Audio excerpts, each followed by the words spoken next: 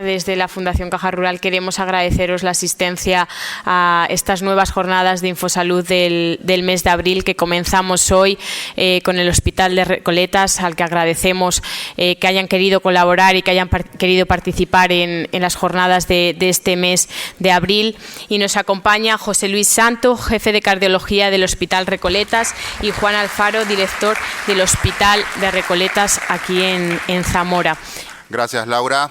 Gracias a la Caja también. Nosotros como el Grupo Recoletas y en nuestro hospital, el Hospital Recoletas en Zamora, tenemos el placer de tener con nuestro equipo al doctor José Luis Santos, nuestro jefe de cardiología, y creemos que es la persona más idónea a nivel provincial que nos puede instruir acerca de este tema tan en boga en este momento. Sabemos todos y conocemos muy bien un poco de el tema del riesgo cardiovascular, porque son de las mortalidades, la mortalidad más alta que se tiene ahora mismo en el mundo. Así que, José Luis, yo te agradezco tu tiempo, tu esfuerzo, siempre tu didáctica para este tiempo que nos concedes. Esto es el podcast de la Fundación Caja Rural de León, Valladolid, Zamora. Muchas gracias.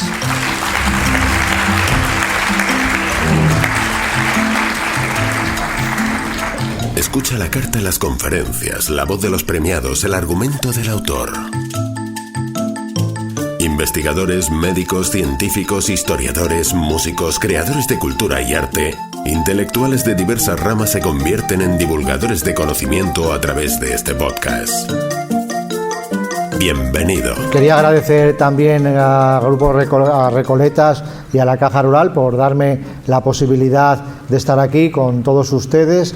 Me hacía mucha ilusión, estaba muy ilusionado con poder venir aquí a compartir esta tarde con ustedes y hablar de algo tan apasionante como es el corazón. Algo tan apasionante, como veremos, tan interesante, y espero que al final de la charla compartan conmigo que también es tan importante. He titulado la charla Riesgo cardiovascular, dicen tantas cosas, bueno, pues porque todo el mundo habla, hoy de día hablan de todo, pero bueno, hablan del riesgo cardiovascular, de qué hay que hacer, qué hay que comer, qué no hay que hacer, esto es bueno, esto es malo, pero probablemente no deberían de hablar tanto, o no deberían de decir tantas cosas, porque hay algunas cosas que dicen que son verdad, hay otras que son parte de verdad y parte de mentira, y hay algunas que son completamente mentira. Entonces, a mí me gustaría que no hablaran tanto, pero por lo menos, si hablan y siguen hablando, que ustedes escuchen lo que tienen que escuchar y lo interpreten sobre todo como lo que tienen que interpretar. Siempre empiezo poniendo mis presentaciones con una biblioteca porque, aparte de que esos son los libros que he tenido que mirar para preparar la charla, pues realmente esto es donde está la verdad. Eso es donde viene la realidad, y no es que uno crea, uno piense, uno opine, no. En los libros contrastados está realmente lo que es la verdad, lo que tenemos que fiarnos y lo que tenemos y debemos de hacer. La segunda opción o el segundo subtítulo era Colesterol, dioses, mitos y leyendas. ¿Por qué? Bueno, pues porque el colesterol es el segundo protagonista de la charla que vamos a dar hoy. Todo el mundo le ha oído hablar del colesterol, pero ¿cuántos saben lo que es el colesterol? ¿Cuántos saben lo que significa? ¿Dónde tenemos que llegar con el colesterol? ¿Qué es realmente lo que hace? ¿Cómo disminuye? ¿Cómo aumenta? Todo eso lo trataremos en la charla y espero que al final todos tengamos las ideas un poquito más claras. ¿Por qué lo he llamado dioses, mitos y leyendas? Pues eso, el colesterol a día de hoy es un dios. No se sabe si bueno o malo, seguramente malo, pero es un dios porque está detrás de básicamente todas las enfermedades cardiovasculares que tenemos a día de hoy. ¿Y mitos y leyendas? Pues porque es igual, mitos y leyendas, hay mucho, se dice tanto de él, y muchos de ellos son mitos, son leyendas, que no tienen mucho que ver con la realidad. Todo está impregnado de corazón a día de hoy. Nuestra sociedad, para bien o para mal, yo soy cardiólogo y a mí me gusta que todo el mundo hable del corazón, pero como luego veremos, la verdad es que tampoco es verdad. Todos los días tenemos frases de este tipo: un partido de infarto, corazones rebeldes, con el corazón en un puño, descorazonados, de todo corazón, siempre, todos, al cabo del día utilizamos la palabra corazón cientos de veces. Yo unas pocas más, pero realmente cualquiera de ustedes la utiliza todos los días con diferentes significados. A día de hoy es muy importante en este sentido, pero no siempre ha sido así. El corazón realmente ha tenido que que ha tenido rivales complicados durante la historia. En la época babilonia no se le ocurría a nadie decir que el corazón era el centro de la vida. Siento con el corazón, estoy descorazonado, pobre mi corazón. No, el órgano más importante era el hígado. ¿Por qué? Pues porque los babilonios eran unos hombres prácticos, no se preocupaban de los sentimientos, de dónde puede ubicarse el alma, no. Lo único que veían era que querían un órgano que fuera fácil de acceso, que era el hígado. No tenías más que abrir un poco el abdomen, veías el hígado y con eso hacías una invocación a los dioses y veías si era bueno o era malo. No se preocupaban del corazón, que era un órgano muy difícil de conseguir, era muy difícil de llegar hasta el corazón, y eran adoraban prácticamente al hígado. Luego vino los israelitas pues tampoco para ellos el corazón era importante, porque estaban muy impregnados por la religión, el Antiguo y el Nuevo Testamento, y evidentemente como Dios creó a Adán con un soplo divino, pues entonces evidentemente para ellos no cabe ninguna duda que lo más importante eran los pulmones. Tuvo que llegar el Antiguo Egipto, pues sobre el año 2000 o 3000, en que ellos, los egipcios, ya saben ustedes todos que eran muy místicos, les gustaban los misterios, hacían pirámides que nunca se ha sabido realmente cómo son. Para ellos el oír latir el corazón era una cosa espectacular, y entonces creyeron que el centro de la vida era claramente el corazón, y a partir de ahí el corazón ya empezó a tomar una relevancia que posiblemente ha llegado hasta nosotros, con la parte de Grecia, que los griegos eran, ya sabéis, muy pensadores, eran muy científicos, y además eran muy filósofos. Entonces ya creyeron que existía algo que estaba más allá del corazón, que el corazón no era el sitio donde podía residir el alma, no era donde podían residir los sentimientos, sino que habría algo que fuera más importante, que era el cerebro, que a día de hoy pues está claro que todos los pensamientos, todo nuestro raciocinio, toda nuestra capacidad está en el corazón. ¿Dónde está el alma? Ni lo supieron, ni lo sabemos a día de hoy. Eso ya queda a cada uno en sus pensamientos. Y a día de hoy pues seguimos igual. El corazón es la centralidad, el centro del cuerpo, es la morada del alma, es la fuente de emociones, es la interioridad, el asiento de la velocidad, la vitalidad. ¿Y cuándo ha sido eso también? Pues a partir de la Edad Media, en que la foto típica, en que el enamorado le regala el corazón a su amada allí, pues a partir de ahí, luego ya vino la cuestión religiosa con el corazón de Jesús, el Sagrado Corazón de la Virgen, todas estas cosas, y se fue impregnando la sociedad. Se impregnó tanto que, bueno, a día de hoy decimos que te amo con todo mi corazón, también lo contrario, te odio con todo mi corazón, y evidentemente se han escrito un montón de canciones románticas con el corazón, como Julio Iglesias, por supuesto, y también, aunque de forma un poco más ruda, Robe, que esto lo conocen menos, pero también canta al amor. Se han escrito magníficos libros en los que se dice que tengo el corazón roto, que lo paso muy mal, y se ha relacionado siempre el amor con el corazón. Y se han hecho magníficas películas como Pretty Woman, Los puentes de Madison o La calle del adiós. Es decir, toda nuestra sociedad está impregnada del corazón. Y aunque a día de hoy sabemos que no es así, evidentemente todavía cientos, miles, millones de personas piensan que los sentimientos se ubican en el corazón, que el corazón es el centro de la vida, probablemente porque el corazón representa lo más hondo, lo más importante, lo más puro del ser humano, que es el amor. Bueno, pues si la gente quiere pensar eso está muy bien, es muy bonito, es muy romántico, yo lo acepto, pero la realidad es que el corazón es mucho más científico, mucho menos bonito y mucho más sencillo que eso. Y el corazón lo único que hace es recibir sangre a través de las venas. La sangre se recoge de todos los organismos, llega hasta el corazón y a través de las arterias se desplaza por todo el organismo y es capaz de mantener la vida. Eso es única y simplemente lo que hace el corazón. ¿Y qué pasa con el corazón? Pues que el corazón se rompe. Y no se rompe de manera literaria, de manera peliculera o de manera sentimental, que también a veces pasa. Pero la verdad es que el corazón se rompe de verdad. Hay un montón de enfermedades que afectan al corazón y cuando el corazón se rompe, pues se acabó. No hay nada que hacer. Lo que tenemos que hacer es intentar evitar que lleguemos a esta situación. Y bueno, pues otra de lo que nos cuentan todos los días, pues todos los días nos cuentan en los periódicos, en las televisiones, en las radios, pues ha habido un incendio no sé dónde, ha habido una inundación en qué país, el cambio climático, lo pasamos muy mal, estamos destruyendo el planeta, han muerto no sé cuántos cientos o incluso miles de gentes, ha habido un terremoto y también es lo mismo, pero la realidad, si nos ponemos a pensar, ¿cuál es la causa más frecuente de mortalidad? Que eso es al final lo que nos debe de preocupar.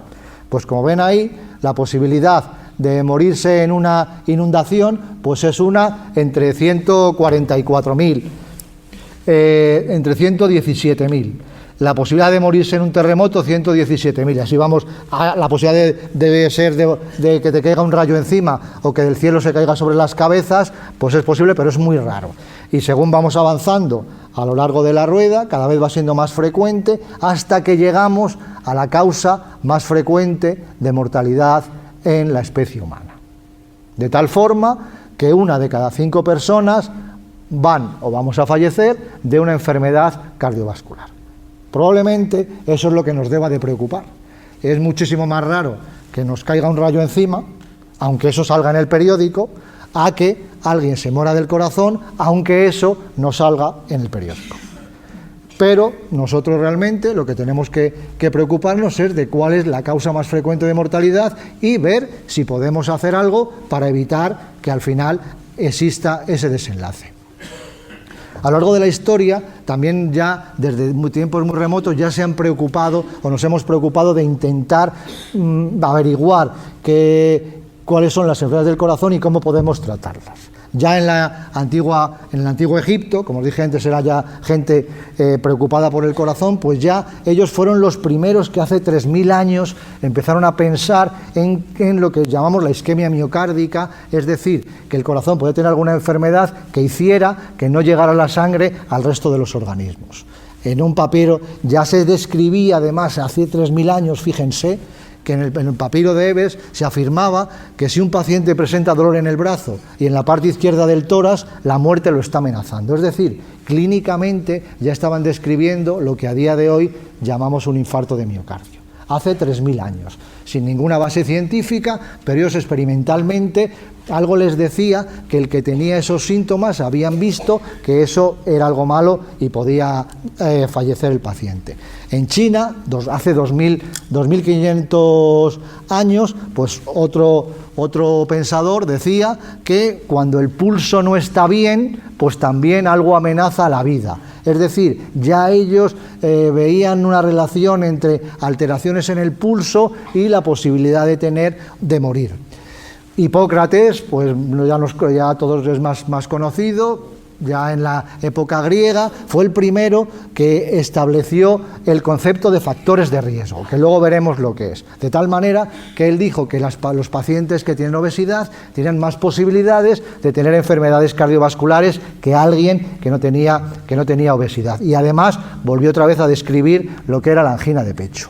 En el siglo XIV hay un grabado muy famoso que representa al conde Gastón de Foix, que falleció súbitamente y que él veía que tenía una opresión en el pecho, lo que hoy podemos decir que puede ser clínicamente como un infarto, y al ver la opresión en el pecho él pensó: voy a morir, soy hombre muerto, porque él también relacionaba, o ya en aquellos momentos ya también se relacionaba, que el dolor en el pecho era algo grave y que tenía algo que ver con el corazón, y no se sabía con qué, pero que bueno, desde luego no era. Pasamos un poco de tiempo y aparecieron 2 señores que se llamaban Herófilo y Erasístrato en torno a la época el año 0 de nuestra era, así, que fueron los primeros que hicieron una disección en un cadáver. Esos fueron los primeros que en aquellos tiempos ya se atrevieron con cadáveres a hacer una disección, aunque sus estudios se perdieron en la biblioteca de Alejandría, probablemente en aquel incendio que hubo, y nadie los pudo recuperar. Galeno los estuvo buscando muchísimo tiempo, pero no los recuperó. Pero fueron los que dieron un paso importantísimo, un paso fundamental, porque por primera vez fueron los que tuvieron un corazón en sus manos.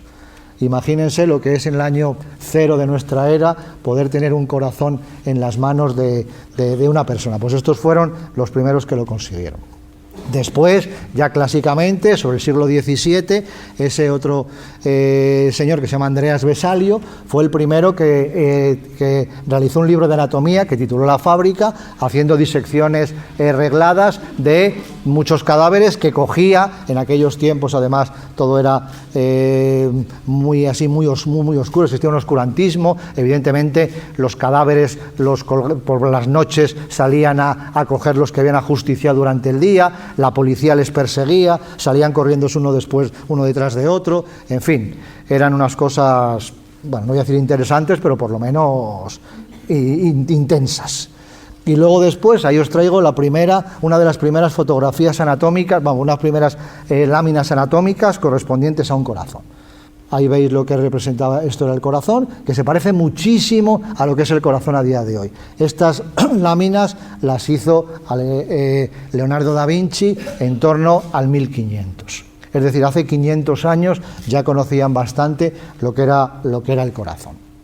Posteriormente, pues en el siglo XVIII ya se intentó establecer la relación clara entre la muerte, el infarto de miocardio y cuáles eran las alteraciones que llevaban a cabo esa enfermedad, que eran intentar buscar qué había en las arterias para que se produjera un infarto de miocardio. Luego veremos qué es lo que existía.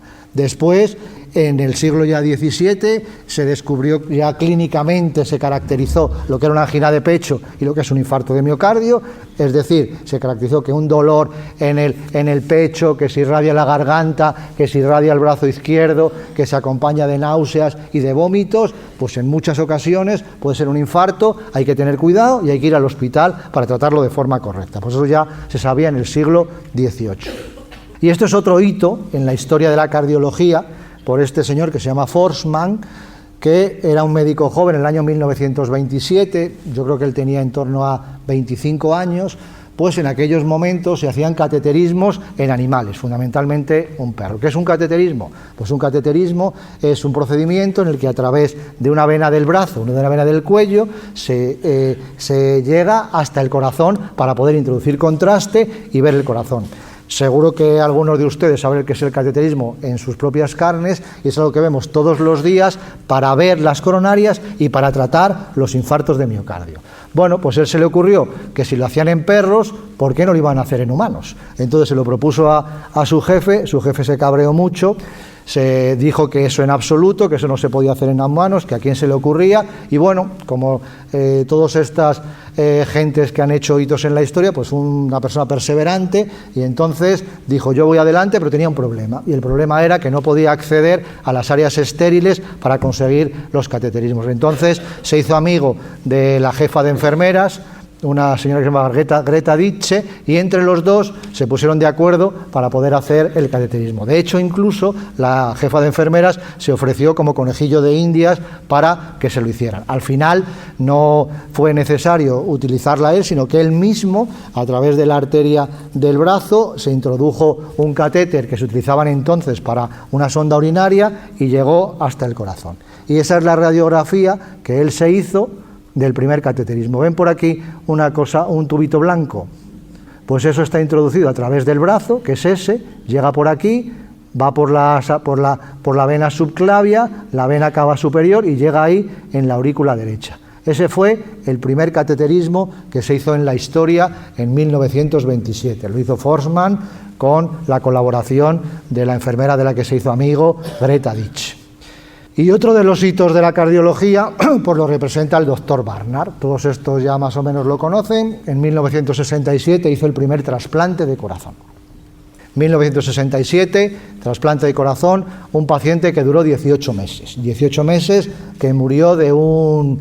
este duró 8 meses y murió de una neumonía. Luego ya el siguiente vivió 18 meses y a partir de ahí se han desarrollado los trasplantes que se hacen a día de hoy bastante. El primer trasplante en España se hizo en 1968, aunque el paciente murió en la mesa de operaciones y no se computó como tal. El primer trasplante que se llegó a terminar fue en 1984. Desde entonces se han hecho bastantes bastantes trasplantes, ahora veremos los que hay, y han ido bastante bien. A día de hoy, pues hacer un trasplante de corazón es una intervención bastante habitual y una supervivencia con una supervivencia muy importante y además con una calidad de vida fenomenal.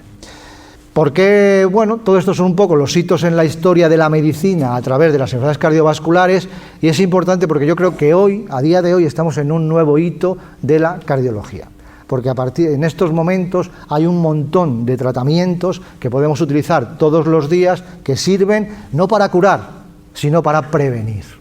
A día de hoy estamos capacitados con un arsenal terapéutico muy importante para evitar que cualquiera de nosotros que podemos tener un riesgo cardiovascular muy elevado y que no lo sabemos, pues que lo averigüemos y pongamos remedio. Me parece un hito maravilloso en la historia de la medicina y en la historia de la cardiología. Y eso es lo que intentaremos repasar en los próximos minutos.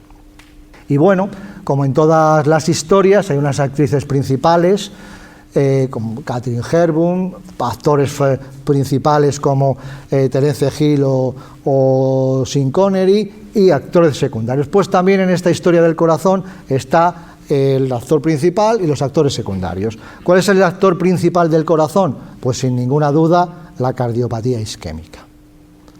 ¿Qué es la cardiopatía isquémica? Pues la cardiopatía isquémica son enfermedades que afectan a las arterias coronarias y que producen lo que nosotros conocemos, todos conocen, como una angina de pecho o un infarto de miocardio, ¿de acuerdo?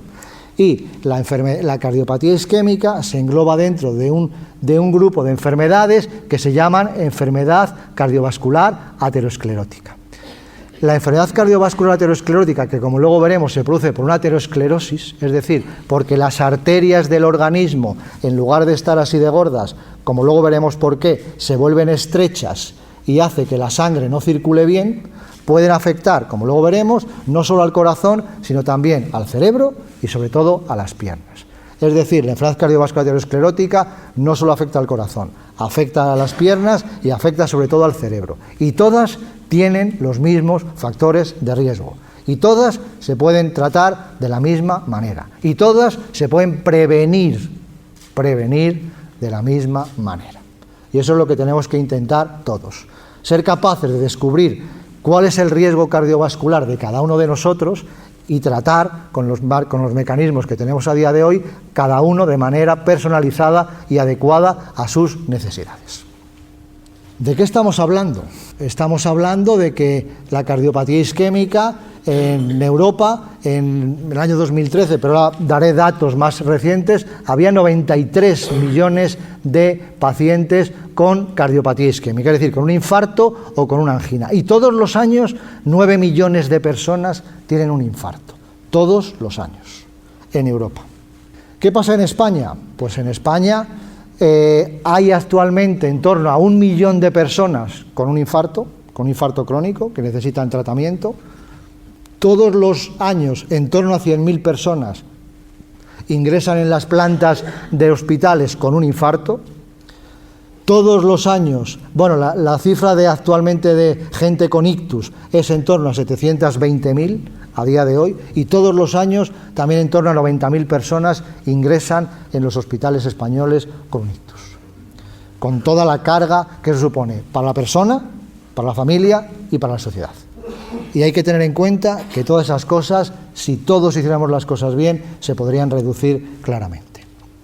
Bueno, ahí tienen cuál es la causa más frecuente de mortalidad en España, que es las enfermedades del sistema circulatorio, la enfermedad cardiovascular, tanto en hombres, que en hombres es un poco más los tumores, pero si globalmente miramos hombres y mujeres, las enfermedades cardiovasculares están por encima de los tumores y a día de hoy es la primera causa de mortalidad.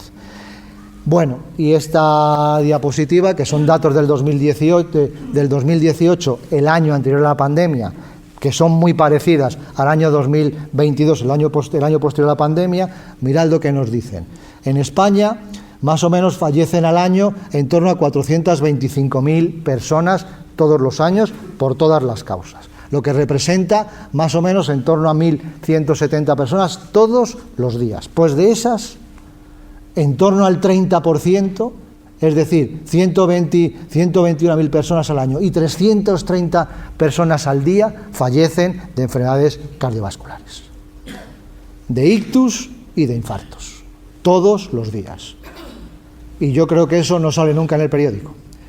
En la época del COVID todos estábamos acostumbrados a ver que habían muerto un día 300 personas, otro día 500, otro día 1000, otro día 150, y cuando eran 150 o así nos poníamos todos contentos, y cuando éramos 1000 pues mirábamos al cielo y a los dioses, ¿no? Pues todos los días fallecen en España 330 personas del corazón. Es decir, estamos hablando de un problema fundamental y de un problema muy importante. ¿Qué representa la enfermedad cardiovascular? Pues es más de 4 millones de muertes en Europa cada año. En España es la causa más frecuente de mortalidad por delante del cáncer. Como hemos dicho, 120.000 muertes al año, y además supone un montón de dinero, 9.000 millones de euros al año, que viene a representar el 7% del gasto sanitario total. Bueno, eso es un poco, eso son las enfermedades cardiovasculares, están representadas ahí en azul todas las enfermedades cardiovasculares y en diferentes colores las que afectan al corazón y las que afectan al cerebro. Y ahí tenemos los años en los que van evolucionando. Y todos ven, como ven ahí, en torno a 70.000 personas de una o de otra, todos los años mueren, y no es algo que hayamos conseguido reducir de manera vehemente. Sí que es verdad que hay una pequeña tendencia, aquí morían más y aquí mueren un poco menos, pero no hay una diferencia significativa. Y estos son, a partir de la edad, teniendo en cuenta las edades, entre 15 y 34 años, pues evidentemente las enfermedades cardiovasculares representan una muy pequeña parte de mortalidad, pero como ven ahí, según vamos avanzando en edad, 25-34, 35-44, y aquí a partir de 50 en la sexta década de vida, y sobre todo a partir de la octava década de la vida, como ven ahí, la mortalidad cardiovascular se dispara. Es decir, es la causa más frecuente de mortalidad sin ninguna duda. Y bueno, otra vez nos vuelven a contar historias. En los periódicos sale: el Hospital Clínico de Valladolid es capaz de implantar en menos de 2 horas asistencias ventriculares en enfermos. El Hospital de Salamanca implanta el primer ventrículo artificial a una mujer. ¿Eso qué es? Una especie de corazones artificiales. Como es pacientes con una enfermedad cardiovascular avanzada, intratable, y que no se puede hacer nada, y que la única opción es ponerle una especie de corazón artificial. ¿Qué es eso de ahí? Son unos catéteres que salen del corazón, que estaría ahí, que llegan, que se implantan ahí en la zona del abdomen, y el paciente tiene que vivir con ese dispositivo. No cabe ninguna duda de que es un avance maravilloso. Esa persona, si no hubiera sido por eso, hubiera fallecido. Y lo mismo pasa con los trasplantes. Eso nos lo ponen todos los días. Pero ¿alguna vez han leído en el periódico: en Zamora se trata muy bien el colesterol? Que se trata. En Zamora o en Salamanca o en cualquier sitio se trata muy bien la tensión arterial. Jamás. No aparece nunca. Solo aparecen las cosas que son espectaculares, que llaman la atención, pero que probablemente a lo mejor no es lo más importante, sin ninguna duda. Probablemente, como les dije antes, ¿cuántos trasplantes de corazón se hacen al año? Pues los trasplantes de corazón vienen a representar, cada año solemos hacer unos 300 trasplantes de corazón, nada más, en un año. Asistencias ventriculares, el año pasado se pusieron 36 corazones artificiales. Es decir, representan muy poca casuística. Es verdad que se benefician algunas personas, pero en total, entre trasplantes y asistencias ventriculares, 330 personas. Y sin embargo, hemos dicho que de enfermedades cardiovasculares, del corazón, de la aterosclerosis, pueden morir en torno a 120.000 personas al año. ¿Qué es más importante? No cabe ninguna duda. ¿Qué nos cuentan? Esto. Pero esa no es la verdad. Por eso yo quería venir hoy a decirles lo que es la verdad, lo que es la realidad, qué es lo que pasa y qué es lo que tenemos, a dónde tendríamos que dirigir todos nuestros esfuerzos, a algo que nos beneficia a casi todos. Fíjense, 5 millones de españoles, es decir, viene a representar un 12% de la población española, tienen un riesgo cardiovascular alto o muy alto, que debería ser tratado. Esos 5 millones de personas están en riesgo de tener un infarto, de tener un ictus, de tener una enfermedad arterial periférica, y no lo saben. y sobre todo si lo supieran, le podríamos poner un tratamiento adecuado para evitar que tuvieran un evento, que tuvieran un infarto, que tuvieran un ictus. Y bueno, ¿qué es el riesgo cardiovascular? Pues el riesgo cardiovascular es la probabilidad que tiene un individuo, una persona, de desarrollar una enfermedad cardiovascular, sea fatal o no fatal, es decir, tenga un infarto y se muera, o tenga un infarto y no se muera, pero lo tenga, que no es agradable tener un infarto. Eso es el riesgo cardiovascular y depende de los factores de riesgo que tenga ese paciente. ¿Y qué es un factor de riesgo? Pues un factor de riesgo es una característica de la persona que se asocia a tener mayor posibilidad de tener un evento cardiovascular. Y esto es lo que vamos a dedicar los próximos minutos. Decidir qué son los factores de riesgo cardiovascular, cuáles son y cómo los podemos tratar. ¿Y cuáles son los factores de riesgo? Bueno, pues todos hemos oído hablar de ellos. Los factores de riesgo fundamentales hay dos tipos. Uno son los que no son modificables. Por ser varón tenemos más riesgo de tener un infarto y más riesgo de tener un ictus, pero sobre eso no podemos hacer nada. Evidentemente, bueno, si alguien quiere cambiarse de sexo, pero no sé tampoco si claramente eso supone disminuir el riesgo. Pero bueno, eso no puede ser. Los años, evidentemente, según vamos cumpliendo años, vamos teniendo más posibilidades de tener un evento. Y eso sí que a día de hoy no lo podemos evitar de ninguna de las maneras. Creo que la congelación y la hibernación todavía no están muy desarrolladas en nuestro país. Esos no podemos hacer nada, entonces ahí no podemos luchar. Pero fíjense todos los factores que podemos modificar. Fundamentalmente, pues tabaquismo, hipertensión, diabetes, hipercolesterolemia, obesidad y sedentarismo, más luego algunos menos conocidos, de los que de algunos hablaremos también porque me parece interesante. Pero bueno, lo que está claro es que hay muchos sobre los que podemos hacer algo. Nos hemos inventado lo de los factores de riesgo. ¿Hay evidencias? Pues como les dije antes, la ciencia está en los libros. Y los libros y los estudios nos han enseñado esto. Aquí tienen los factores de riesgo, ahí tienen una línea. De aquí para allá, el que tiene esos factores de riesgo se mueren más, y de aquí para allá, los que hacen esas cosas se mueren menos. De tal manera que el que fuma se muere más, tanto hombres como mujeres. El que tiene diabetes se muere más. El que tiene hipertensión se muere más. El que toma fruta y verdura y hace ejercicio se muere menos. Pues claramente no es algo que nos hayamos inventado. Los estudios, la evidencia científica nos dice que hacer determinadas cosas es de riesgo y hacer otras previene el riesgo. Esto es otro que es muy interesante, como veis ahí, estos son diferentes factores de riesgo y esto lo que nos va diciendo es, si sumamos, si solo tenemos uno, la mortalidad es así, pero si vamos sumando 1 más 1 más 1, pues ven ahí, la mortalidad es 2 veces y medio más y aquí es hasta 500 veces más posibilidad de tener un evento según vamos sumando diferentes factores de riesgo. ¿Son todos los factores de riesgo igual, todos los factores clásicos que tenemos? Pues no. Los 9 factores de riesgo clásicos juntos representan un 90% de posibilidades de tener un evento. ¿Pero cuál de ellos es el más importante? El colesterol. ¿De acuerdo? Y ese es nuestro segundo personaje favorito. Después del corazón, lo importante es el colesterol. Y vamos a hablar del colesterol. ¿De acuerdo? Porque sobre el colesterol hay muchas cosas. Sobre esto sí que se dicen tantas cosas que ya no saben qué decir. Intentaremos poner algo de claridad sobre este asunto. Como ven ahí, tener el colesterol alto es lo peor que le puede pasar a día de hoy a una persona para poder tener un evento. Me atrevería a decir, con lo poco dado que soy yo a hacer aseveraciones potentes y firmes, que si alguien no tiene el colesterol alto y elevado, no tendría nunca un infarto. O no tendría nunca un evento cardiovascular. El colesterol es la causa, es el agente etiológico de la enfermedad cardiovascular.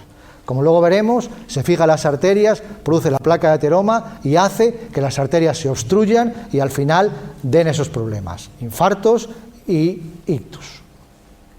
He hablado tan mal del colesterol que la gente, claro, mucha gente dice por ahí, bueno, pero el colesterol servirá para algo. Bueno, pues sí que sirve para algo. Esas son las funciones que tiene el colesterol, que algunas de ellas son buenas, unas cuantas cosas, pero la cuestión es que tenemos excesivo colesterol.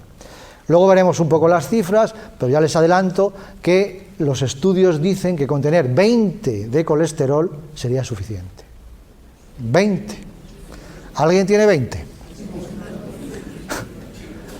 Pues eso sería el colesterol ideal que deberíamos de tener para no tener eventos. De hecho, cuando nacemos con 25 miligramos de decilitro de colesterol, 25.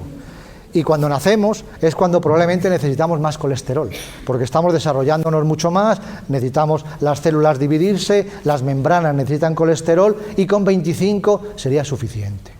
Y nosotros tenemos 200 y pico, 180, 150 y el que tiene 150 es un campeón. Pues eso es el tema y eso es lo primero que hay que comprender, que eso no es bueno. Y eso es nuestro segundo protagonista. No es muy guapo, pero es lo que es.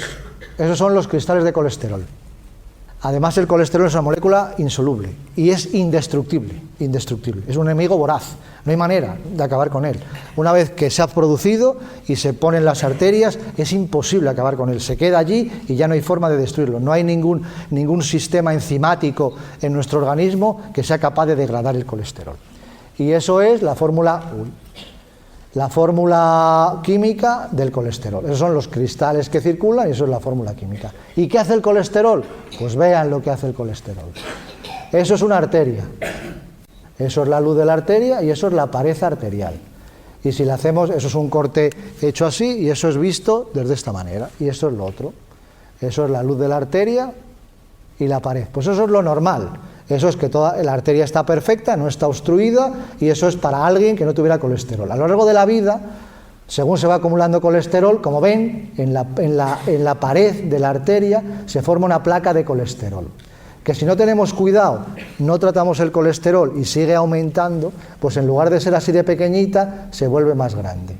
Y ocupa ya a lo mejor la tercera parte de lo que es la luz arterial. Si sigue progresando, se produce el 50 o el 60%, y una de las cosas importantes de estos dos aspectos es que son asintomáticos. Es decir, las gentes lo tienen o lo tenemos, y no lo sabemos. Y eso va progresando. Y si fuéramos capaces de actuar en esos momentos, evitaríamos que llegara aquí y que llegara aquí. En este caso ha ido progresando, ya ocupa más del 70% de la pared y ya produce lo que nosotros diríamos una angina. ¿Qué es una angina? Pues cuando la arteria está así, si nosotros hacemos un ejercicio, por ahí es capaz de pasar mucha sangre, no vamos a tener ningún problema. Pero si la arteria está así, con esa obstrucción, cuando estamos en reposo no vamos a tener problemas. Pero cuando hacemos un esfuerzo y el corazón necesita más sangre, como está un poco obstruido, no va a ser capaz de pasar por ahí la sangre suficiente y va a dar el cuadro clínico de angina. Por eso las anginas suelen aparecer siempre en esfuerzo, porque es cuando el corazón necesita más sangre y no es capaz de proporcionárselo porque la arteria está obstruida. ¿Y qué pasa cuando se produce un infarto? Pues cuando se produce un infarto, ahí veis, está la arteria completamente tapada. ¿Veis? No hay luz, está todo tapado y entonces la parte que depende de esa arteria se queda sin irrigación, se queda sin sangre y se muere. Si eso afecta al corazón, se produce un infarto y si eso afecta al cerebro, se produce un ictus. Y tanto parte del corazón que se muere como parte del cerebro que se muere es irrecuperable e irreversible. Todavía con un infarto, pues con una parte del corazón infarteada, el resto del corazón puede hacer su función y puede sobrevivir. O la gente o se muere o la mayor parte de ellos quedan sin secuelas, pero los ictus son tremendos. La mayor parte de los ictus dejan unas secuelas importantísimas, que es por eso, porque parte del cerebro queda sin irrigación y se muere. Y queda sin irrigación por la placa de ateroma. Y la placa de ateroma se produce por el colesterol. Y eso, explicado de una forma sencilla, aquí está un poco más complicado, hay muchísimos mecanismos que favorecen la aparición de la placa de ateroma, muchísimos mecanismos inflamatorios, muchísimas moléculas, muchísimos nombres complicados que no lo vamos a explicar, esta solo la he puesto un poco para impresionar, para que vea la gente lo complicado que es este procedimiento. Y esto es lo que pasa en las arterias del corazón. Eso es un cateterismo, lo que antes les expliqué de Forsman, que es a través del brazo llegar hasta el corazón y ver las arterias coronarias. Esas son las arterias coronarias normales. Fíjense qué bonitas. Un placer. Esas son las arterias, bien gorditas todas ellas, no tienen obstrucciones, son las 3 arterias del corazón con todas sus ramas. Y fíjense lo que pasa ahí. Esta arteria está bien, pero miren ahí. Esa arteria no sigue por ahí, se ha obstruido. por una placa de colesterol. Y toda esa zona del corazón que depende de esa arteria se ha muerto. Eso es un infarto. Eso es ver la arteria que está obstruida y que al final produce un infarto y produce todas las alteraciones que hemos visto antes. Todo por culpa del colesterol. Porque tendríamos que tener 20. Y el que tiene 80 está tan contento. Bueno, y el que tiene 150. Pero bueno, eso es lo ideal, pero tampoco luego veremos que hay que ser tan exigentes. Luego veremos, claro, ahora, esto es lo malo. Luego ya os he dicho que por suerte a día de hoy tenemos muchos remedios para poderlo evitar. Eso es lo bueno. Bueno, ¿cuáles son las manifestaciones clínicas de la enfermedad cardiovascular? Pues como os he dicho antes, la enfermedad cardiovascular puede afectar al cerebro, puede afectar al corazón con los infartos, los ictus, o hay veces que afecta a las piernas. Algunos de ustedes o sabrán por propia experiencia o conocerán que hay gentes que refieren que cuando caminan les duelen los gemelos y se tienen que parar. Pues eso es porque las arterias de las piernas no funcionan bien, porque tiene arteriosclerosis y es lo que llamamos claudicación intermitente. Y es lo mismo, son placas de colesterol que afectan a las arterias de las piernas. Bueno, esta vamos a pasar. Y esta, si me interesa, hay un concepto que es la arteriosclerosis, es una enfermedad de progresión lenta y debido a ello la mayoría de los pacientes permanecen asintomáticos durante mucho tiempo. Es decir, probablemente no va a dar síntomas y no vamos a saber que alguien tiene esa enfermedad. ¿Cómo lo podemos saber? Pues probablemente por datos indirectos que luego veremos. ¿Y cómo lo podemos saber? Pues haciendo una analítica con un perfil lipídico completo que luego veremos. Porque el perfil lipídico no solo debe de tener el colesterol, sino que debe de tener otras cosas. Si yo le pregunto a ustedes cuál es el colesterol que tienen, seguro que muchos lo sabrán, o por lo menos lo habrán oído, y muchos me dirán, sí, yo tengo el colesterol bueno y el colesterol malo, pero si le pregunto cómo tiene el colesterol remanente, me pondrán una cara rara y dirán, uy, ¿qué es eso? Y si le pregunto que cuál es su lipoproteína A, dirán, ¿y eso qué es? Pues eso deberíamos de saberlo todos, porque eso va a hacer que cambie el riesgo vascular de una persona. Bueno, ¿y qué nos dicen las guías de la Sociedad de Cardiología? Hay mucha gente que es muy lista y escribe unas guías basadas en los libros que yo les puse antes acerca de qué es lo que tendríamos que hacer todo el mundo para evitar ese riesgo. Y eso se llama guías. Y eso ahí pone claramente que todo el mundo, por encima de 40 años, debería de hacerse un riesgo cardiovascular. Y sobre todo, si tiene factores de riesgo adicionales, como son hipertensión, diabetes o conozca el colesterol. ¿Y qué hace el riesgo cardiovascular? Bueno, pues como ven ahí, mediante una serie de parámetros que son muy fáciles, es decir, la edad del paciente, si es hombre, si es mujer, si fuma, si no fuma, si tiene el colesterol alto o si tiene la tensión alta, podemos calcular cuál es la posibilidad de tener un evento cardiovascular, un ictus o un infarto al cabo de 10 años. De tal manera que aunque ahí, bueno, esta se ve un poco mejor. Una cosa que les quiero llamar la atención es que ya no se utiliza el colesterol total. Es decir, cuando muchas veces me vienen a la consulta, muchos son pacientes míos y lo saben, y me dicen, tengo el colesterol de 183, y digo, ese colesterol no sirve para nada. El que sirve es el colesterol, no el colesterol total, el que sirve es el colesterol malo, entre otras cosas, y digamos el que sirve es el no bueno. Ese colesterol con el que se han hecho las últimas guías no es el colesterol total, es decir, ese colesterol no sirve para nada porque no nos da una idea real de la posibilidad que tiene de tener un evento. El que sirve es todo el colesterol no bueno, es decir, el HDL es el colesterol bueno, pues le restamos el HDL a el colesterol total y ese colesterol es el que es importante. De tal manera que, por ejemplo, ahí tienen los pacientes, en un paciente de más de 70 años, esos son la posibilidad de tener un evento cardiovascular a los 10 años. Un paciente de más de 70 años que tiene la tensión normal, que no fuma, que es mujer y que tiene un colesterol no HDL normal, tiene un riesgo de un 6% a los 10 años de tener un evento. Sin embargo, un paciente de más de 70 años o una persona que es hombre, que es fumador, que tiene mal el colesterol y que el colesterol no HDL y que tiene la tensión alta, tiene hasta un 47% de posibilidades de tener un evento en los próximos 10 años. ¿De acuerdo? Es decir, como antes vimos, cuantos más factores de riesgo, más posibilidades. Bueno, parece un panorama desolador, es así. Es así.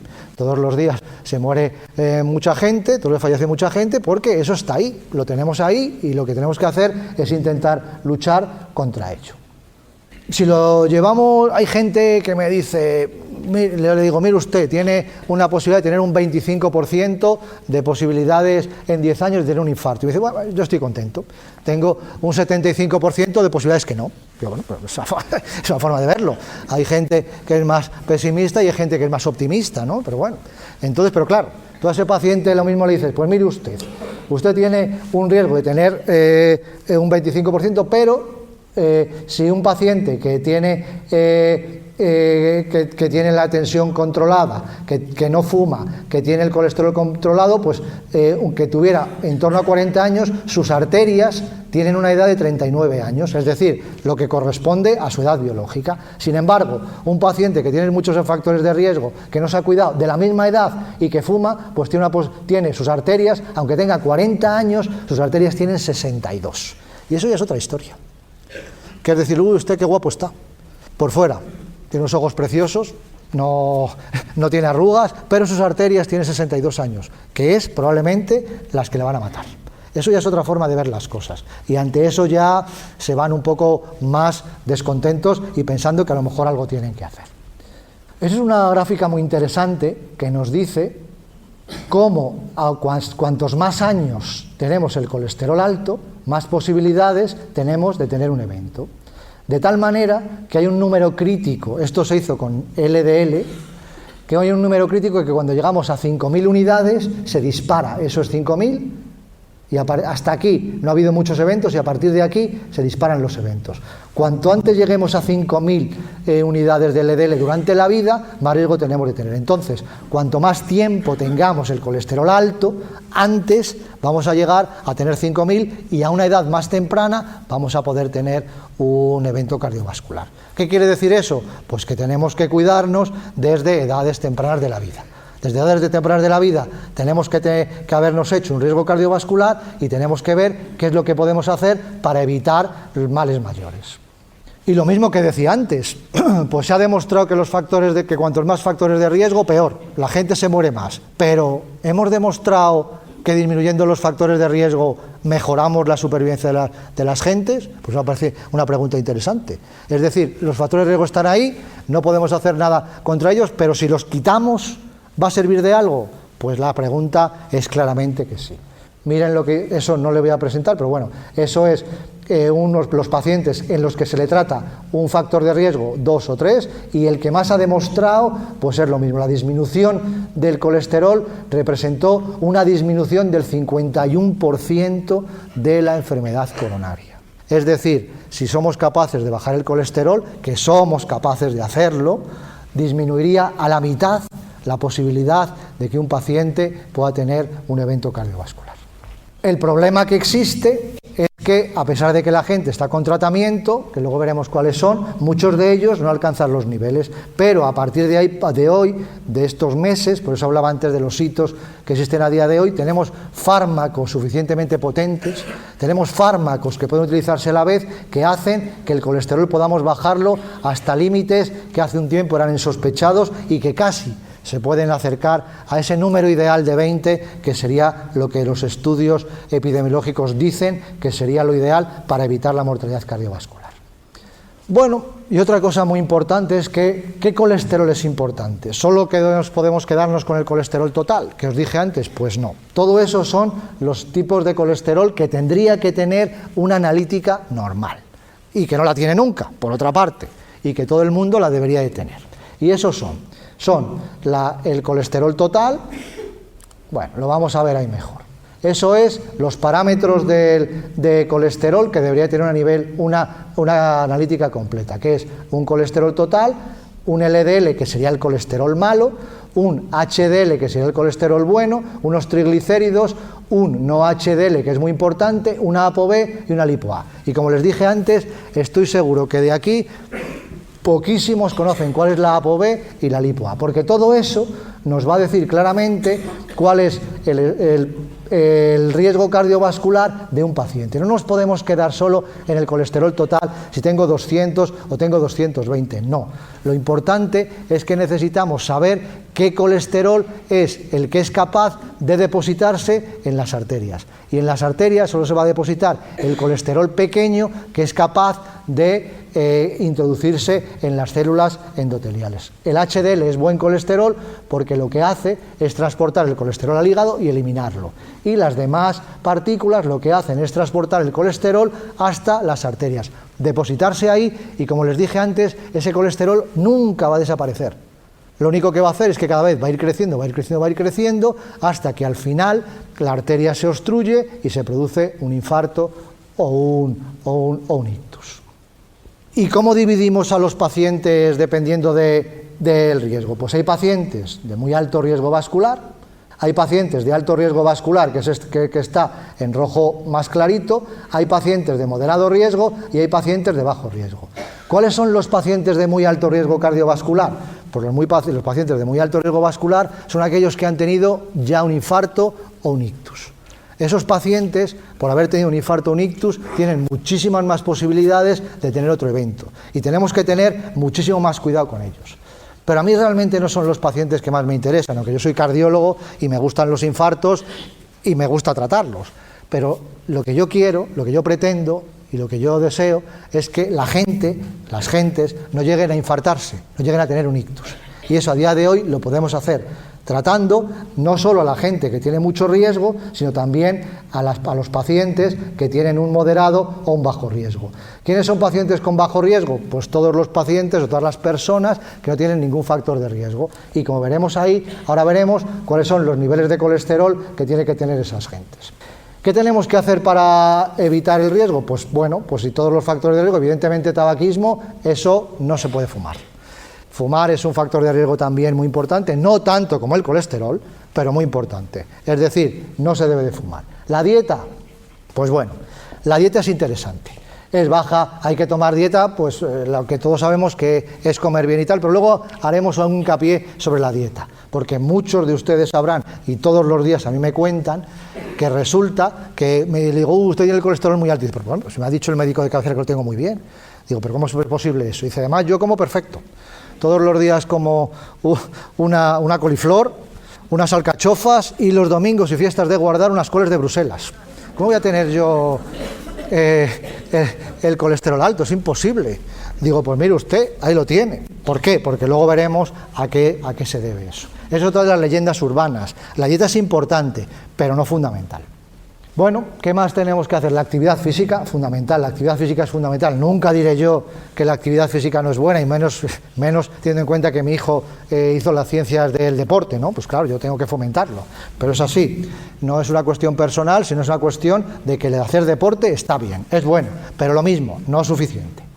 ¿Qué más tenemos que hacer? Pues evidentemente la obesidad. Hay que intentar disminuir el peso y, sobre todo, muy importante, donde se acumula la grasa.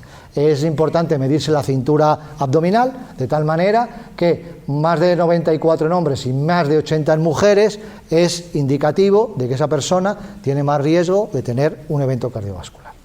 Vuelvo a repetir, un infarto o un ictus. ¿Y qué hacemos con el colesterol? Pues esas son las cifras de colesterol LDL, que es la importante que tenemos que tener. Una persona de muy alto riesgo tiene que tener como mínimo menos de 55. Es decir, alguien que ha tenido un infarto o que ha tenido un ictus, como poco, lo ideal sería 20, pero bueno, ya no voy a pensar llegar en eso. Pero claramente tiene que tener menos de 55. Una persona de alto riesgo, ¿quién es una persona de alto riesgo? Pues una persona de alto riesgo es una persona que tiene diabetes e hipertensión, solo eso. Y con diabetes e hipertensión, yo les aseguro yo que hay muchísima gente. Y esas personas tienen que tener un colesterol, un LDL, es decir, el colesterol malo, por debajo de 70. ¿Cuántas personas con diabetes y hipertensión tienen menos de 70? Poquísimas. Pero voy a más. Un paciente de bajo riesgo, que es cualquiera, es decir, no tiene factores de riesgo. Una mujer de 45 años que no fuma, que hace deporte, que come sano, que no es hipertensa, sus niveles de colesterol adecuados son menos de 116. Cuando vaya alguien y me dice, es que tengo un colesterol de 135, estoy perfecto. Pues no está perfecto, está fatal si ha tenido un evento, está muy mal si tiene hipertensión y es diabetes, y está regular si no tiene nada de eso. Pues todas estas cosas son lo que tendríamos que tener, y esos son los niveles de colesterol adecuados que entre todos tendremos que luchar para intentar conseguirlo. ¿Lo podemos hacer? Pues sí lo podemos hacer. Ahora vamos a ver cómo lo hacemos. Esa diapositiva es muy interesante, muy divertida y muy bonita, porque nos dice de dónde viene el colesterol. Y como ven ahí, también sacado de los libros, no inventado ni nada por el estilo, ahí ven de la comida, es decir, el colesterol exógeno, el que viene de fuera, 20%. Y el colesterol endógeno, el que se forma en el organismo, 80%. Todos los días, todos en nuestro organismo formamos 1 gramo de colesterol. 1 gramo, todos los días, independientemente de lo que comamos. El que come berza y el que se come un chuletón. El que bebe agua y el que bebe vino. Todos los días 1 gramo. Y sin embargo, por muy mal que comamos, lo máximo que vamos a formar de colesterol exógeno, es decir, de fuera, son entre 200 y 300 miligramos, de los cuales el organismo solo absorbe el 50%. Es decir, todos los días se forma 1 gramo de colesterol por dentro, nuestro, que lo vamos a formar independientemente, y de fuera, como máximo, nos pueden venir 200 gramos. Entonces, si queremos bajar el colesterol, por mucho que comamos berzas, verduras y no comamos filetes, no vamos a ser capaz de bajar jamás el colesterol. ¿Que viene bien? Por supuesto que viene bien. Jamás diré yo que es malo comer verduras, por supuesto que no. Jamás diré que es malo hacer ejercicio, nunca. Pero sí que diré que no es suficiente y que si realmente queremos bajar el colesterol, tenemos que tomar los medicamentos adecuados para hacerlo. Es mucho mejor bajar el colesterol tomándose un chuletón de vez en cuando o un buen cocido y tomando una pastilla, porque lo vamos a conseguir, que no tomar todos los días comidas que a algunos les gustarán y a otros les gustarán menos y que no vamos a ser capaces de conseguirlo. ¿Qué medicamentos tenemos para bajar el colesterol? Pues el primero, más importante y más principal y más demostrado, la pastilla que más vidas ha salvado en la historia de la humanidad, son las estatinas. Que muchos de ustedes las conocerán, casi todos las tomamos, los cardiólogos las tomamos todos. Así que, y el que es muy aficionado se toma 2 o 3 al día. Bueno, eso no, pero vamos. Pero las tomamos todos. Las tomamos todos porque sabemos que evitan mortalidad, que evitan los infartos. Y no nos gustan, aunque somos cardiólogos, lo que queremos es prevenir y la gente no tenga. Pero claro, si van y ven en internet, o es que la vecina me dijo, la vecina, la cuñada del amigo de la vecina, del novio de su hija, que había dicho que las estatinas le venían muy mal. Bueno, pues puede ser, yo no digo que no, en un caso puede ser, pero en la mayoría de los casos son muy buenas. Como veis ahí, por cada 40 miligramos de decilitro que baja el colesterol, y las estatinas bajan mucho el colesterol, disminuye un 23% de eventos cardiovasculares. Dense cuenta. Las estatinas son tan potentes que pueden bajar hasta el 50% del colesterol. Es decir, si alguien tiene 110 y queremos tener 55, pues con una estatina es suficiente y le bajaríamos el colesterol. ¿Qué efectos adversos tienen las estatinas? Bueno, pues sí que es verdad que algunas de ellas producen dolores musculares, ¿de acuerdo? Muchos dicen, pues he empezado a tomar las estatinas y me duelen los músculos. Pero, ¿por qué le duelen los músculos sobre todo? Porque se han leído el prospecto.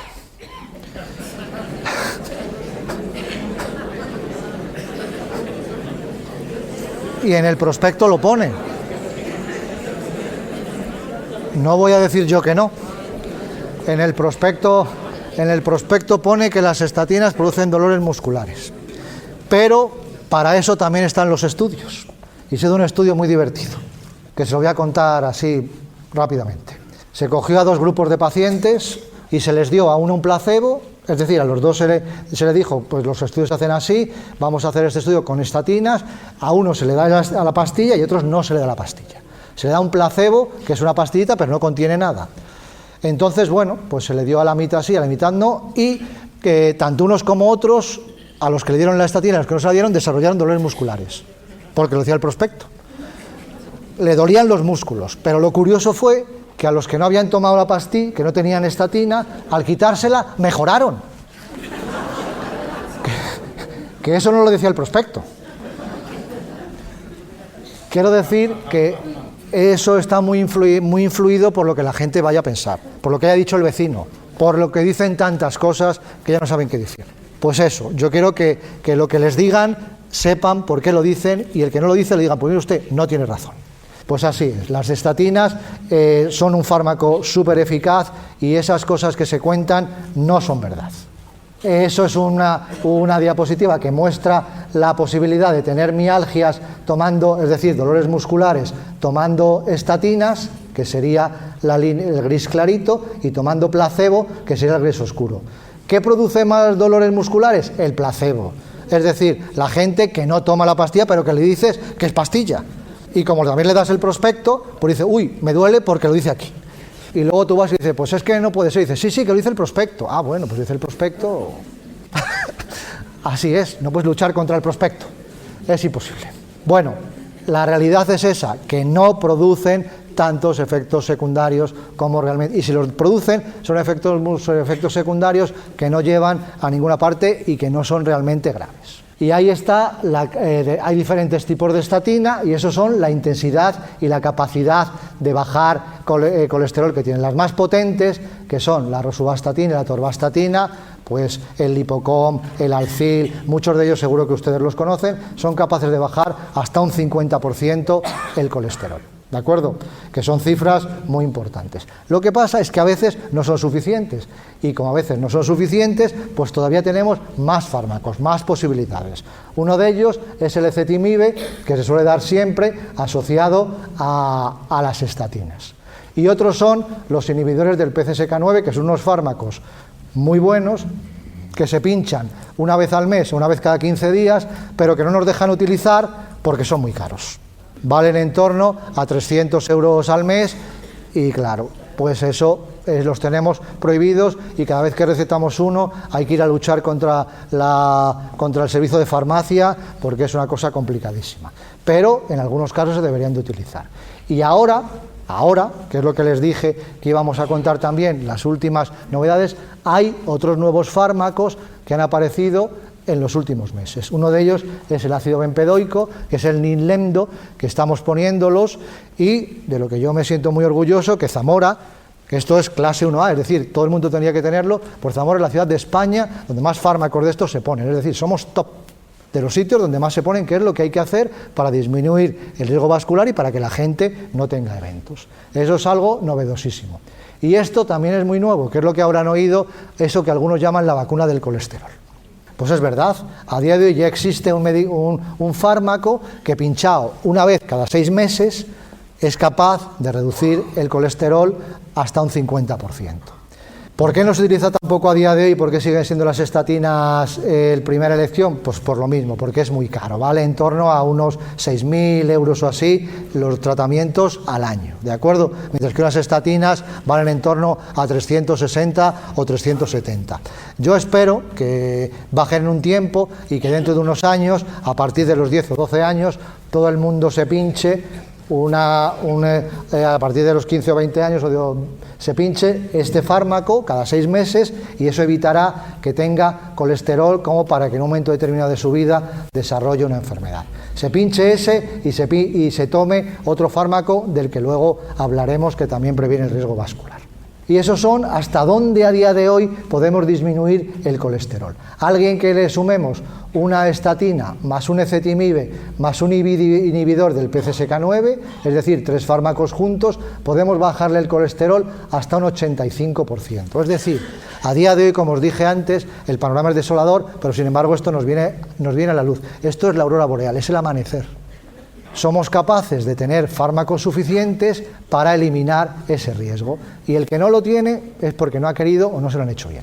Porque fármacos y posibilidades tenemos. Bueno, y ya vamos a ir terminando. Uy, que se me ha hecho ya muy tarde, pero bueno, es interesante esto. Así que, bueno, vamos a hablar de algo como son los triglicéridos. Los triglicéridos que todo el mundo dice, uy, los triglicéridos, ¿eso qué es? Eso no sé qué. Bueno, pues los triglicéridos lo único que nos dicen es otro tipo de grasa que también circula por el organismo y lo que hace también es aumentar el riesgo cardiovascular. De tal manera que, como ven ahí, esos son niveles de triglicéridos de 80, 176, 200 y pico, 520, 800, es decir, más triglicéridos. Y esos son las posibilidades de tener un infarto, la posibilidad de tener una cardiopatía isquémica, la posibilidad de tener un accidente cerebrovascular isquémico. Como ven ahí, según van aumentando las cifras de triglicéridos, es mucho más frecuente tener más eventos. Pero los triglicéridos son más ladinos que el colesterol. Nos están diciendo que ese paciente tiene más riesgo, pero no podemos hacer nada sobre ello. Hasta día de hoy no había ningún fármaco que fuera capaz de que, disminuyendo los niveles de triglicéridos, disminuyera a la vez el riesgo cardiovascular. Sí que podemos disminuir los triglicéridos, pero eso no ha demostrado servir para nada. Hay muchos fármacos que utilizan para ello, se utilizan todos los días y es un dinero tirado, porque no sirve para nada. Son los fibratos, algunos de ellos yo me imagino que uno tomará, pues esos, los fibratos a día de hoy está claramente demostrado por estudios científicos que no sirven absolutamente para nada. ¿Qué tenemos que hacer con estos pacientes? Pues lo que yo les decía antes, un paciente que tiene un colesterol límite pero tiene los triglicéridos altos, pues sabemos que ese paciente tiene más riesgo y tenemos que actuar sobre lo que podemos actuar, que es el colesterol. Sobre los triglicéridos no podemos actuar, pero tenemos que ser más intensos y ser más estrictos con el tratamiento sobre el colesterol. Y vamos a decir 3 palabras sobre los ácidos omega 3, ¿vale? Cosas que están muy de moda, porque como se venden en el herbolario y lo que venden en el herbolario es muy bueno, es como las pastillas del colesterol, que a mí me dicen, no, yo no quiero esta, pero me he ido a comprar al herbolario una cosa que se llama Ecol o Armolipid o algo así, una cosa de estas, y me dicen, eso es buenísimo, porque es natural y tiene levadura de arroz rojo. Y digo, pues sí, es verdad que tiene levadura de arroz rojo y es muy bueno, pero ¿sabe usted qué es la levadura de arroz rojo? Estatinas. Pero como no tiene prospecto, pues le sientan bien. Así es, pero es exactamente lo mismo. La levadura de arroz rojo son estatinas, y estatinas a baja potencia, y estatinas las menos estudiadas, porque las más estudiadas son las que se venden en la farmacia, que es un trabajo digno, por otra parte. Bueno, pues con los ácidos omega 3 pasa algo por el estilo. Los ácidos omega 3 son 3. Uno es el ácido linoleico, que está en el aceite de mostaza, vamos, en el aceite de linaza y en algún otro tipo de aceite. Y luego los otros 2, que tienen unos nombres un poco más complicados, es el ácido docohexanoico, hexanoico, y el ácido eicosapentanoico. Una vez que ya nos han presentado, son el DHA y el EPA, que son más fáciles de decir. Y estos están en el aceite de pescado, ¿de acuerdo? Es lo que durante mucho tiempo se dijo que eso era bueno para disminuir el riesgo cardiovascular. Y son los que se venden en los herbolarios y en este tipo de cosas. Y esos, hay los 2 tipos que hay, que los preparados que se venden en los herbolarios tienen los dos ácidos omega 3, tanto el DHA como el EPA, pero ¿dónde actúa el DHA? En las neuronas y en la retina. Eso no tiene nada que ver con el riesgo cardiovascular. No tiene nada que ver con los vasos, no tiene nada que ver con las arterias. Es decir, es un fármaco, es un ácido que actúa a otro nivel, no va a proteger absolutamente nada. Mientras que el ácido EPA, el eicosapento de etilo, sí que actúa a nivel de los vasos sanguíneos y es el que tendríamos que tener. Como los que venden en las farmacias y en los herbolarios tienen los 2, pues son fármacos que los estudios, estos son los estudios que hay con los fibratos que os decía antes para los triglicéridos, todos esos son los estudios que se ha visto y en ninguno de ellos, ninguno ha servido absolutamente para nada. Es decir, no se debe de dar tratamientos para los triglicéridos que sean fibratos porque no han demostrado absolutamente nada. Lo que han demostrado para bajar el riesgo vascular en los pacientes que tienen los triglicéridos altos es ser más estricto en el tratamiento del colesterol. ¿Y qué pasa con los ácidos omega 3? Pues esos son los estudios que hay con ácidos omega 3, todos esos. ¿Unos cuantos? Pues ninguno de ellos ha demostrado que sirva para nada. Ninguno. ¿Se pueden tomar porque están ricos? Bueno, yo no sé, no los he probado. Pero bueno, pues si están buenos, a mí está bien, yo no digo que no. Pero si alguien los toma porque cree que eso le va a prevenir de riesgo cardiovascular, hace mal, porque no es verdad. No hay ninguno a día de hoy que sirva. Hasta que apareció este fármaco, que es el eicosapento de etilo, que tiene una característica especial, 2 características especiales. Una es que no tiene el otro ácido graso que actuaba sobre las neuronas y sobre la retina, y solo tiene el que actúa sobre los vasos, sobre las arterias, disminuyendo el riesgo vascular. Y en segundo lugar, Normalmente la dosis la que tienen los ácidos que se venden por ahí, los omega 3, son 180, 200 miligramos, 40 miligramos, 60, son dosis insuficientes. Para que hagan efecto tiene que tener hay que tomar 4 gramos al día, 2 gramos por la mañana y 2 gramos por la noche. ¿Y qué ha demostrado esto? Bueno, pues esos son pacientes dos tipos de pacientes, unos a los que se le ha puesto el icosapento de etilo y otros a los que no se le ha puesto. A los que se le ha puesto y a los que no se le ha puesto. Y como ven ahí, a los que se le ha puesto ha disminuido un montón tanto la mortalidad como los ictus, como los infartos. Es decir, el icosapento de etilo tomado a 4 gramos y solo con icosapento de etilo es el primer fármaco que ha demostrado, el primer omega 3 que ha demostrado que es eficaz en disminuir la enfermedad cardiovascular. Y esto es así pues porque se va produciendo una purificación del ácido, como ven ahí, bueno, esto es así. Esto es lo que el aceite de pescado que se tomaba, que te venden por ahí como una panacea, que luego probablemente no es verdad, pero además que tiene un color feo. Claro, yo no sé cómo alguien se puede tomar esto. Si lo vendieran en envases y en bebidas, yo creo que no lo tomarían. Y entonces, claro, pues lo que se hace, si se va purificando, al final, fíjense cómo queda. Eso es un ácido, esos son los ácidos omega 3, el aceite de pescado absolutamente purificado que tiene el 96% de ácido eicosapentanoico. Y nada, bueno, pues una vez que hemos pasado el colesterol, que son lo más importante, ya terminamos con las otras 2 diapositivas, que son que, evidentemente, pues como he dicho, no hay que fumar, y otra cosa es, evidentemente, el consumo de tabaco está en relación con la mayor parte de las enfermedades que existen a día de hoy, no solo con el corazón, sino también con el cáncer de pulmón, con las POC, con todo. El fumar yo creo que no se debe de hacer. Y otra cosa es la tensión. Bueno, pues la tensión, los niveles de tensión adecuados son entre 135 y 80, no hay que ser muy exagerado ni muy exhaustivo el tratamiento de la tensión. En el colesterol sí, hay que bajarlo todo lo que se pueda. La tensión hay que bajarla hasta donde hay que bajarla. Y bueno, pues si se cumplen estas cosas, tenemos cuidado, hacemos un buen perfil lipídico, comemos bien y sobre todo comemos bien las pastillas que tenemos que comer y nos pinchamos las cosas que no tenemos que pinchar, pues tenemos una vida muy larga, muy duradera, disfrutaremos mucho y si alguno tiene un problema, pues ahí tiene el médico y entre otras cosas nuestro Hospital Recoletas, donde le podemos ofrecer todas estas cosas de manera más exhaustiva. Así que muchísimas gracias y espero que nos sirva para todos.